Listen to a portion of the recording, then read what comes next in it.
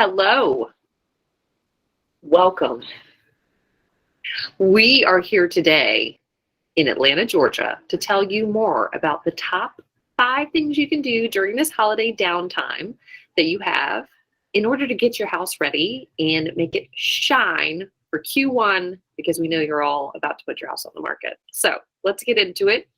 I'm Lauren Skudowitz. I am Meg Garrido, and we are part of Team Meg G and Lauren C, and we're bringing you very valuable information today, and we're going to run through our top 5 on how you can best prepare. Okay, Meg, start with number 1, curb appeal. This is one of my favorites, and this is what I really dial into when I talk to my sellers. Curb appeal is going to be so big because obviously it's the first impression and often the first photo that people see when they're scrolling online and finding their prospective homes. So we are really big on a lovely potted plant on the porch. What's one of your favorite things? I also think live plants inside are helpful, and they do not need to be high maintenance, and they do not need to flower, just something green and alive. Green and alive, because it creates something. Je ne sais quoi. When you walk in, and I'm like, ooh, this feels good in here. And some people think that in the winter you can't have successful pots and plants, but that's not true. You can plant some brilliant, colorful pansies, and do some different variations in the heights. Yes, absolutely. So that's number 1. Okay, Lauren. Number 2, we're talking about decluttering and donating. Holiday time is the perfect time to dig deep in those closets, basement, storage spaces, purge clothes you haven't worn, and donate.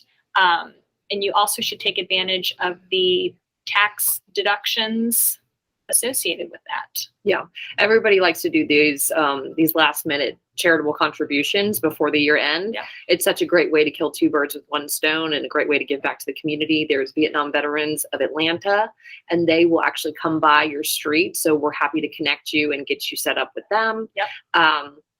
And a lot of times people think, hey, it's a closet. It doesn't really matter. I can just stuff everything inside. But a buyer's going to look in closets because they want to know that their space that they're going to be buying is going to accommodate what they have too. Yeah. So that's a really big one. And there's nothing better than walking into a house that is organized. We love that. And just because we don't take pictures of garages and closets doesn't mean that they're not important, right? I've had buyers pass on a home because they look in the garage and there's not enough space. Yes. And it's not well laid out and organized. Mm-hmm. So very big. All right, here we go. Number 3. This is the most important. So I think one thing that we both really love doing is that consultation with a client, because let's be honest, we could sit here and give you 5 tips, but they're not going to apply to every seller. You're going to have condos, townhomes, single family homes, and even respective of those different categories, you have different neighborhoods. And buyers in specific neighborhoods want specific things. Mm-hmm. So when we come in, we do a very consultative approach in saying, hey, buyers in this area are looking for this. We can reposition your home or this room or this and that so that it appeals to those desires that these buyers have.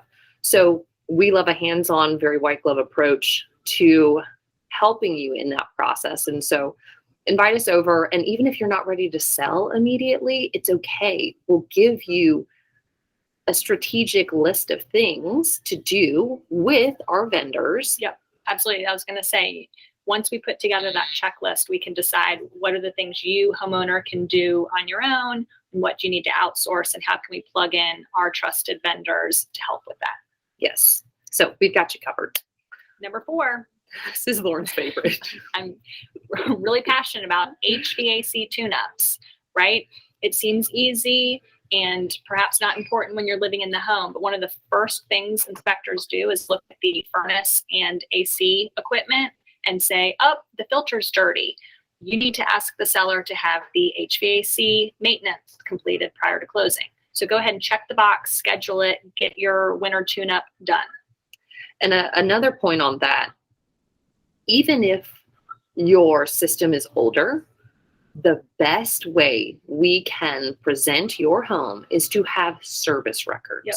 And even if you haven't had it serviced in a few years, guess what? As long as we get it serviced before we go to market, Right. it shows that we've already taken initiative and that it is checking out and it is heating and it is cooling. And if there is a problem, we're ahead of it instead of having this explosive, inspection report that shows this.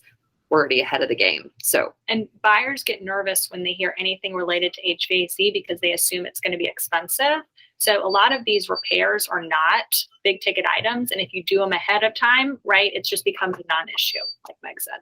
non-issue. We love a non-issue. All right. Last but not least, Also very important. very important. We Number want 5. you, this is number 5, to take the lens of a new buyer. Remove yourself from living in the home and think of, oh man, that leaky faucet has been leaking for 5 years. Or this That bedroom door that doesn't close and latch, but we don't care because our child doesn't close that bedroom door. right. The way you live in it is not necessarily the way the new buyer is going to live in it. And things you've become comfortable with will not be comfortable from initial inspection from a buyer. So make a list of those things. And like we said, we've got the right people that can come in and help you fix those things, handyman repairs, general contractor things, and it will set you up for success. We want you to have a successful sale. We don't want surprises. Those are the last things we want. So these are our top 5. And if you have any other questions, we're always here to help. Maybe we should run through them. Okay, let's do it one more time. Number 1. Curb appeal, Number 2. declutter and donate. Number 3. Meet with us. Number 4.